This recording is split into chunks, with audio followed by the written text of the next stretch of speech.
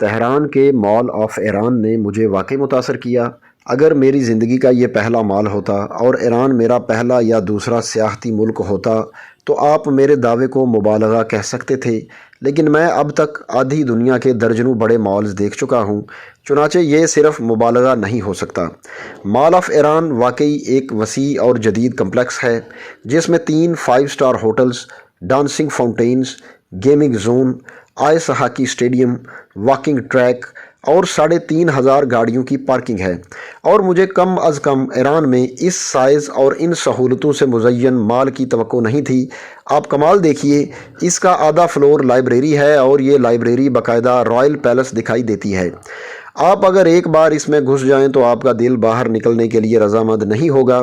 Library کی چھت 60 fit اونچی ہے اور اس کے 3 لیولز پر کتابوں کی گیلریز ہیں اور ان میں دنیا جہان کی کتابیں ہیں۔ آپ سارا دن وہاں گزار سکتے ہیں۔ اس سیکشن میں کتابوں کی دکانیں بھی ہیں اور آپ کو وہاں سے تمام بیسٹ سیلر کتابیں اور اسٹیشنری مل جاتی ہے۔ مال آف ایران کے ایک حصے میں قدیم بازار ہے۔ اس کا آرکیٹیکچر کوڈ بازاروں کی طرح ہے۔ چھت پر نیم دائروں میں گنبد ہیں، برآمدے میں آرچز ہیں اور اندر قیمتی قالینوں کی دکانیں ہیں۔ مجھے وہاں $6 لاکھ کا قالین دیکھنے کا اتفاق ہوا۔ وہ 1 پیس تھا اور اسے 14 خواتین نے 3 سال میں مکمل کیا تھا۔ مال کی بیک سائڈ پر ڈانسنگ فاؤنٹین ہے۔ آدھا کلومیٹر لمبا پانی کا تالاب ہے، اس میں فوارے لگے ہیں اور یہ فوارے روشنی اور میوزک کے ساتھ جلتے بجھتے اور تھرکتے ہیں۔ مال کی ایک سائیڈ کی تمام کھڑکیاں ان کی طرف کھلتی ہیں، جبکہ دوسری سائیڈ پر ہوٹلز اور فلیٹس کے ٹاورز ہیں۔ شام کے وقت لوگ فواروں کے ساتھ ساتھ واک کرتے ہیں اور پھر کافی شاپس میں بیٹھ کر فواروں کا رقص دیکھتے ہیں۔ اس مال میں بھی تمام دکانوں پر ایرانی مصنوعات ملتی ہیں۔ مجھے تہران میں امام خمینی کا گھر اور پھر ایران کے آخری بادشاہ کے محلات دیکھنے کا موقع ملا۔ یہ دونوں شہر کی نارتھ سائیڈ پر واقع ہیں۔ میں آپ کو پچھلے کالم میں بتا چکا ہوں، نارتھ تہران کا مہنگا ترین علاقہ ہے۔ زیادہ تر سفارتخانے، عالمی مشنز اور ارب پتی ایرانیوں کے گھر اسی علاقے میں ہیں۔ اس مہنگے ترین سیکٹر کے علاقے جماران کی ایک تنگ سی گلی میں امام خمینی کا 3 مرلے کا گھر تھا۔ یہ گلی بھی جماران اسٹریٹ کہلاتی ہے اور اس میں بمشکل گاڑی داخل ہوتی ہے۔ گلی کی دونوں سائیڈز پر گارڈز کی چوکیاں ہیں اور درمیان میں وہ کمپاؤنڈ آ جاتا ہے جس میں امام خمینی نے 10 سال گزارے تھے۔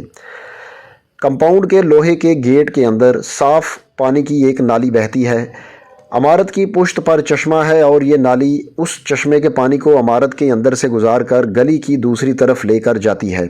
کمپاؤنڈ کے اندر دائیں سائیڈ پر اونچی دیوار، جبکہ بائیں جانب ہاشمی رفسنجانی اور امام خمینی کے گھر ہیں۔ امام خمینی کے آباء و اجداد کشمیر سے تعلق رکھتے تھے۔ ان کے پردادا سید احمد موسیٰ اپنے نام کے ساتھ ہندی لکھتے تھے۔ وہ 1930 میں لکھنؤ سے نکلے اور 1939 میں ایران کے شہر حمین میں آباد ہو گئے۔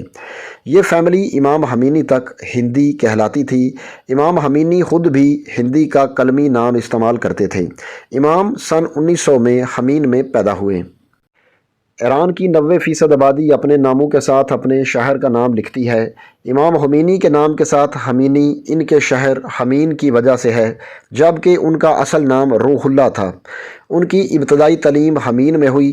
خاندان مذہبی تھا، لہٰذا یہ مذہبی تعلیم حاصل کرتے ہوئے قم پہنچ گئے اور وہاں سے اعلیٰ ڈگریاں حاصل کیں۔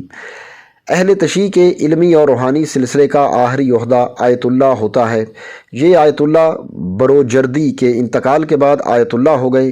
شاہ کے دور میں امام سینہ تان کر شاہ کے مظالم اور اس کی مغرب پرستی پر تنقید کرتے تھے۔ شاہ نے ان کی حرکات و سکنات پر پابندی لگا دی، مگر یہ بولتے رہے، یہاں تک کہ 1963 میں انہیں گرفتار کر لیا گیا، جس کے بعد پورے ملک میں احتجاجی مظاہرے شروع ہو گئے۔ شاہ نے ہجوم پر گولی چلا دی جس میں 100 لوگ شہید ہو گئے، مگر مظاہرے اس کے باوجود جاری رہے۔ آخر میں عوام پر ٹینک چڑھا دیے مگر احتجاج نہیں رکا۔ شاہ نے مجبور ہو کر 1964 میں امام کو جلا وطن کر دیا۔ یہ پہلے ترکی گئے، وہاں 7 ماہ قیام کیا اور اس کے بعد عراق میں نجف اشرف چلے گئے۔ یہ وہاں 13 سال رہے۔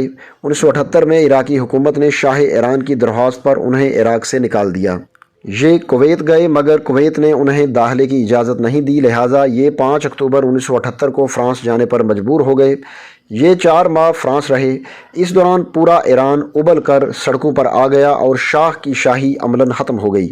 شاہ ایران 16 جنوری 1979 کو تہران سے بھاگ گیا، جس کے بعد 1 فروری 1979 کو آیت اللہ روح اللہ خمینی تہران کے مہر آباد ایئرپورٹ پر اترے اور پورے ملک نے باہر آ کر ان کا استقبال کیا اور یوں ایران میں اسلامی انقلاب آ گیا۔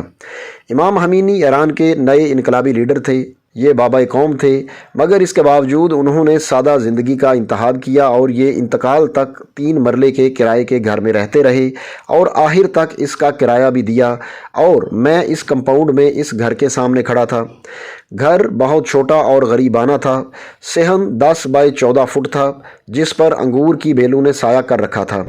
صحن سے سیڑھیاں اوپر جاتی تھیں، سامنے امام کا لاؤنج تھا، یہ کسی بھی طرح 10 فٹ سے بڑا نہیں تھا۔ لاؤنج میں ایک پرانا 2 سیٹر صوفہ اور ایک تپائی پڑی تھی، ساتھ ہی ان کا بیڈ روم تھا جس کا سائز 12 فٹ تھا اور اس میں ان کا سنگل بیڈ اور چھوٹی سی رائٹنگ ٹیبل رکھی تھی۔ دونوں کی مالیت چند ہزار روپے سے زیادہ نہیں تھی۔ اس کے ساتھ ایک خالی کمرہ تھا جس میں قالین کے علاوہ کوئی فرنیچر نہیں تھا، یہ گھر کی سیٹنگ تھی، اور اس کے پیچھے تیسرا کمرہ تھا جس میں خواتین رہتی تھیں، اور بس۔ امام خمینی نے زندگی کے آخری 10 سال اسی گھر میں گزارے تھے۔ ان کی حسینیہ امام بارگاہ گھر کے بالکل سامنے تھی۔ امام ہر ہفتے اسی میں خطاب کیا کرتے تھے۔ حکومت نے اس کے نیچے بیسمنٹ میں ان کا میوزیم بنا دیا جس میں امام کی زندگی کے مختلف ادوار کی تصویریں لگی ہیں اور ان کے استعمال کی اشیاء رکھی ہیں۔ ان اشیاء میں تاج کمپنی راولپنڈی کا شائع کردہ قرآن مجید کا ایک نسخہ بھی شامل ہے۔ امام مختلف ریاستوں کے سربراہوں اور وزراء سے بھی اسی گھر میں ملاقات کرتے تھے۔ وہ صوفے پر مہمان کے ساتھ بیٹھ جاتے تھے جبکہ سٹاف کو نیچے صحن میں کھڑا ہونا پڑتا تھا۔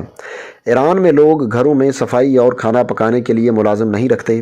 امام خمینی کے گھر میں بھی سویپر اور خانسامہ نہیں تھا، لہٰذا امام اور ان کی اہلیہ خود صفائی کرتی تھیں۔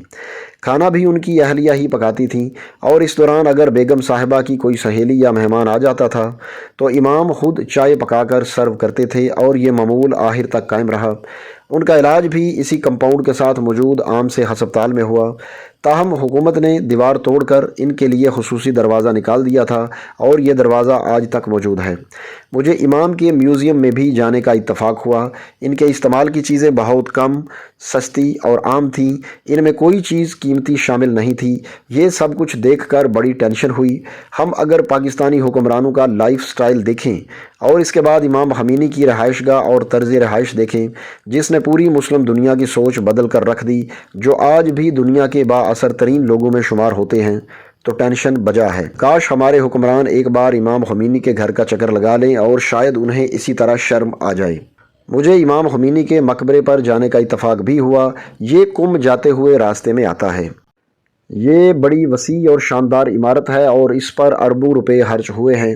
اس کی پارکنگ اور لانز بھی وسیع ہیں اور اس کے حال میں بھی 1 لاکھ کے قریب لوگ بیٹھ سکتے ہیں۔ مزار درمیان میں ہے اور اس کے دائیں بائیں فرش کی سطح پر امام کے رشتہ داروں اور اہلیہ کی قبریں ہیں۔ یہ مزار شہداء کے قبرستان میں بنایا گیا تھا، چنانچہ احاطے کے باہر انقلاب اور عراق جنگ کے شہداء کی قبریں ہیں۔ امام خمینی نے 1979 میں فرانس سے واپسی پر اسی قبرستان میں قوم سے اپنا پہلا خطاب کیا تھا اور انہیں ان کی خواہش پر یہاں دفن کیا گیا تھا۔ بہرحال اگر امام خمینی کا گھر اور مقبرہ دیکھا جائے تو دونوں میں زمین آسمان کا فرق محسوس ہوتا ہے۔ ایک سائیڈ پر محل ہے اور دوسری سائیڈ پر کٹیا۔ انسان کس کی تعریف کرے، یہ فیصلہ مشکل ہو جاتا ہے۔ میری اگلی منزل ایران کے آخری بادشاہ محمد رضا شاہ پہلوی کے محلات تھے۔ دوستو، یہ جاوید چودھری کا کالم تھا جو 26 مارچ 2024 کو روزنامہ ایکسپریس میں شائع ہوا۔